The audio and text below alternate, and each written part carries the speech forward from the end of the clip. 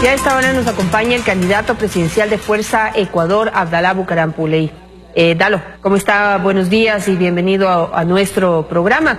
Bueno, desde ahora empezamos a desglosar ya cuáles son las propuestas que ustedes hacen para poder conquistar al electorado, conquistar esos votos que necesitan, en este caso para llegar a la presidencia de la República.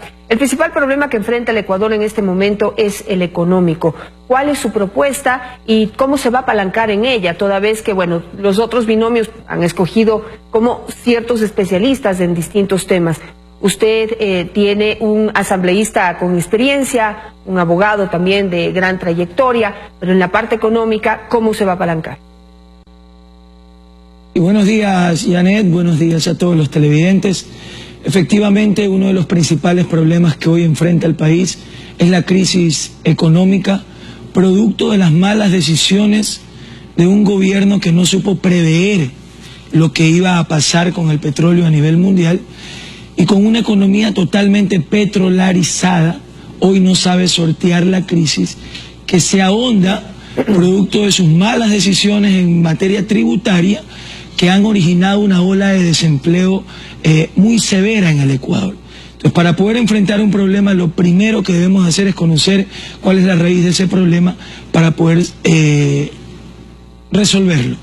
Así que si hay un nivel de desempleo en el que el 62% de los ecuatorianos no tienen un trabajo estable, lo que tenemos que hacer es hacer un acuerdo público-privado con la empresa privada, valga la redundancia, para ir a un programa de flexibilizar los impuestos, de disminuir los impuestos, de eliminar impuestos para permitir la recuperación productiva del sector privado, de los pequeños y medianos emprendedores, y de esa forma comenzar a enfrentar el desempleo con la recuperación de estos. Nosotros tenemos un programa muy bien diseñado con asesores económicos de primer nivel para enfrentar la crisis que vive el Ecuador y principalmente ser generadores de empleo, darle trabajo al país para darle las herramientas para enfrentar la crisis en la que este gobierno nos ha dejado. Una de las principales propuestas, no solamente suya, sino también de otros miembros, otros binomios de oposición, es eliminar los impuestos, eliminar algunos impuestos, como el impuesto a la salida de divisas, el anticipo al impuesto a la renta, pero eso está generando en este momento grandes ingresos para la supervivencia del Estado ecuatoriano. ¿Cómo va a hacer para reemplazar esos, o para compensar digamos, ese impuesto que ya no lo va a cobrar? ¿Cómo va a compensar esos ingresos? Bueno, precisamente porque cambiando el modelo, entendiendo que el Estado, a través del Poder Ejecutivo, debe de ser un regulador, pero no un controlador, administrador de la vida y de la libertad financiera de los ciudadanos, es como podemos desarrollar un proyecto económico que le permita a la empresa privada, repito, ir recuperándose y poder fomentar mayores plazas de empleo que permita enfrentar los niveles de desempleo muy severos que hoy vive el país. Todo está en el cambio de modelo. Hay que eliminar impuestos. ¿Por qué? Es verdad que el Estado podría dejar de percibir cantidades importantes. Por ejemplo, cuando eliminemos el tema de las salvaguardias, el Estado deja de percibir alrededor de 800 millones de dólares, entre 800 y 1.000 millones de dólares que actualmente estaría recibiendo producto del ingreso de las salvaguardias. ¿Dónde se quedan esos 800 o esos 1.000 millones? En el bolsillo de los ecuatorianos, generando liquidez, dándoles poder adquisitivo, permitiendo que el sector comercial se recupere, diseñando un modelo de disminución de impuestos en las zonas fronterizas que permita que el sector comercial se vaya recuperando y al final, en volumen, no decrecen en los ingresos como sucede actualmente.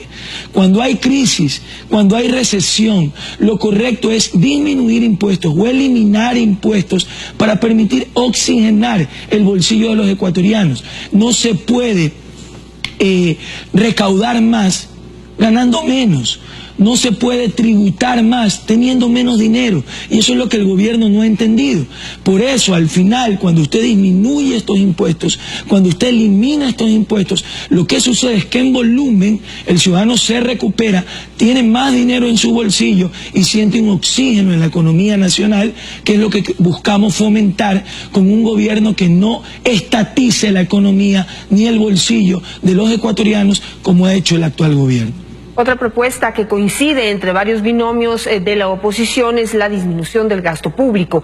Eso implicaría también reducir el tamaño del Estado. ¿Cómo hacer para integrar a esas personas que tendrían que salir del aparato estatal para integrarlos a la empresa privada, para que no se queden en el desempleo?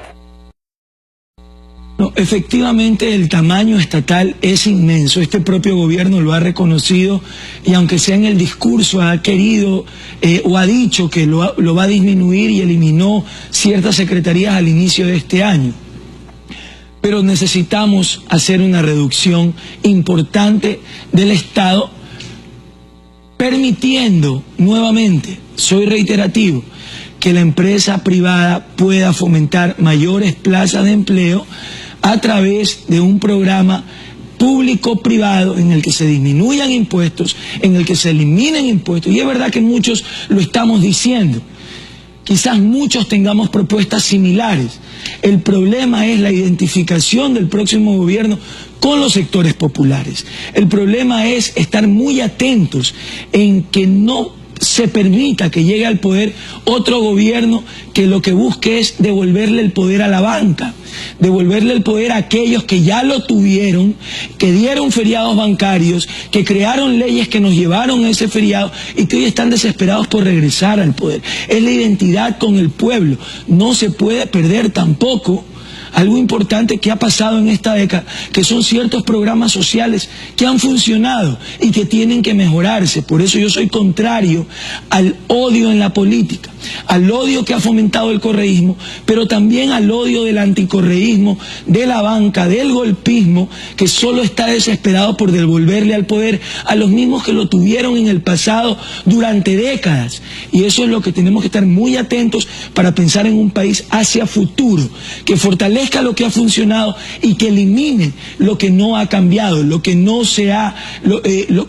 ha funcionado durante esta década. Hay una crisis muy severa en materia económica, pero que no es menos importante que la crisis que se vive en materia social, en materia de valores.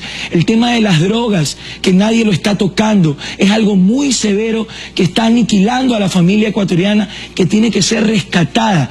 Cada hogar del Ecuador, principalmente de los sectores más vulnerables, tiene hoy un joven, en su gran mayoría obviamente, inmerso en el mundo de las drogas. Y el gobierno no está diciendo nada de esto. El gobierno no está fomentando políticas de prevención, no está generando clínicas de rehabilitación y desintoxicación para rescatar a la juventud.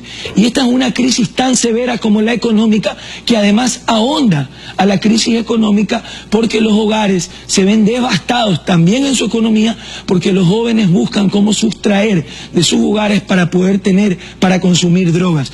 Todos estos programas tienen que ser tratados con el mismo enfoque y con la misma importancia. Una última pregunta en materia económica y pues en un futuro podremos seguir tratando otros aspectos y es los mercados internacionales para poder, digamos, fomentar en el empleo, para poder fomentar el empleo, para poder hacer crecer a la empresa privada, es decir, para poder hacer estas alianzas de las que usted habla, público-privadas. Se necesita tener nuevos mercados porque el mercado ecuatoriano es muy pequeño y de este mercado no podemos vivir todos, tenemos que diversificarnos. Ahora tenemos en la mira en los Estados Unidos, que es nuestro principal socio comercial, pero también tenemos un Donald Trump que ha manifestado que se volverá quizá la economía más proteccionista, la economía norteamericana. ¿Hacia dónde mirar?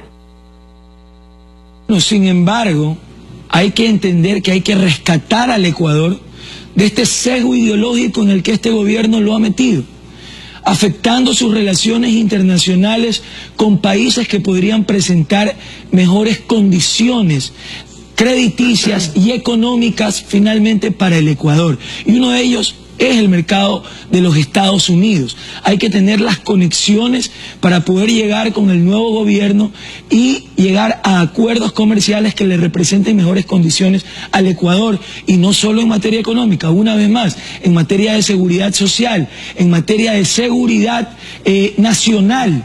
Hay que aprender de experiencias extranjeras.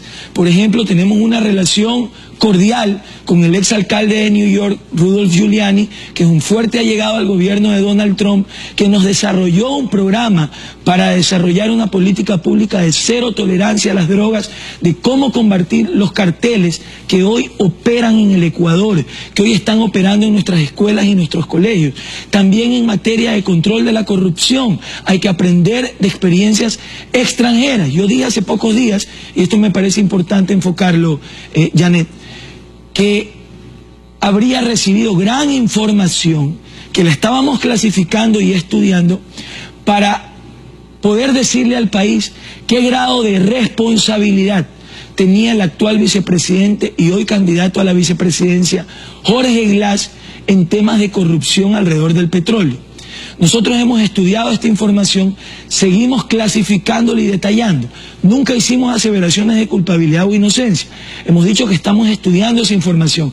El señor Glass nos ha respondido y ha dicho que ha asumido el cargo de candidato a vicepresidente porque no tiene nada que esconder, asumiendo el reto que le hicimos. Hoy nosotros extendemos este reto al vicepresidente Jorge Glass. Si usted no tiene nada que esconder, lo invito formalmente a un debate público para, con las pruebas que tenemos, usted demuestre esa inocencia que ha dicho a los medios de comunicación. Lo invito al señor Jorge Glass a un debate público el día que él quiera, a la hora que él quiera, para con todos mis documentos usted le dé respuestas al país. Nosotros queríamos tenerlo en la contienda y hoy lo tenemos donde queremos. Ahora usted tiene que responderle al Ecuador, señor Glass, sobre todos los actos de corrupción en materia petrolera, en materia energética, en materia de telefonía, que usted ha liderado, para que usted demuestre que es verdad que tiene su conciencia tranquila y yo con documentos demostrar que su firma le ha hecho mucho daño y ha perjudicado al Ecuador con cantidades millonarias. Si usted no tiene nada que esconder, acepte el debate, porque finalmente, en caso de ganar su binomio, es usted el que va a presidir el Ecuador.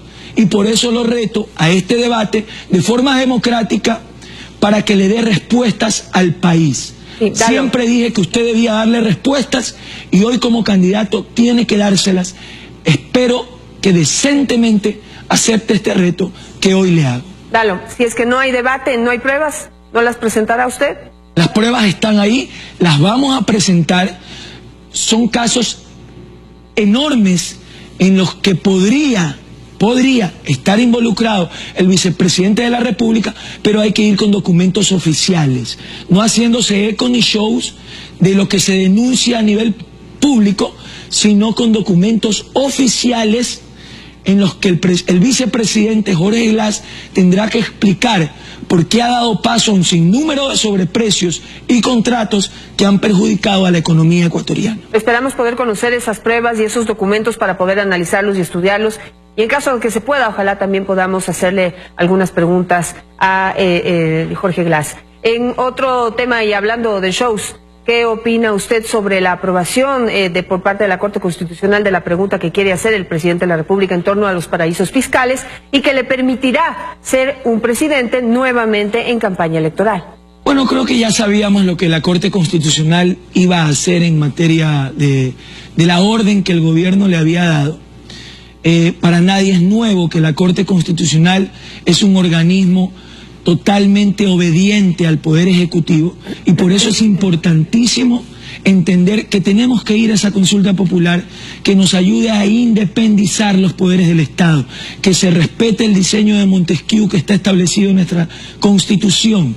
No puede seguir existiendo poderes totalmente controlados por un solo hombre. Por eso nosotros estamos fomentando a nivel público un gobierno inclusivo, un gobierno de equipo, un gobierno que funcione con mentalidad futbolera. El Ecuador, para buscar llegar a un mundial, convoca a la selección a los mejores hombres de cada sector, de cada club. El próximo gobierno tiene que hacer lo mismo. No puede el próximo presidente, Dalo Bucaram, gobernar con sus amigos. Tiene que invitar a los mejores de cada organización, de cada gremio, de cada sector, para armar la gran selección que lleva a este país a enfrentar el partido de su vida, que es la crisis que este gobierno nos deja, que deja niveles de desempleo exorbitantes y un pueblo desesperado buscando día a día cómo alimentar a su familia porque no tienen un empleo seguro. Gracias, Abdalá Bucaram Puley, por estar esta mañana con nosotros. Y pues poco a poco iremos desglosando algo más de su propuesta para poder conquistar al electorado. En el próximo febrero elegiremos el nuevo presidente de la República. Vamos a hacer un nuevo corte comercial y ya regresamos para hablar de economía con Vicente Albornoz.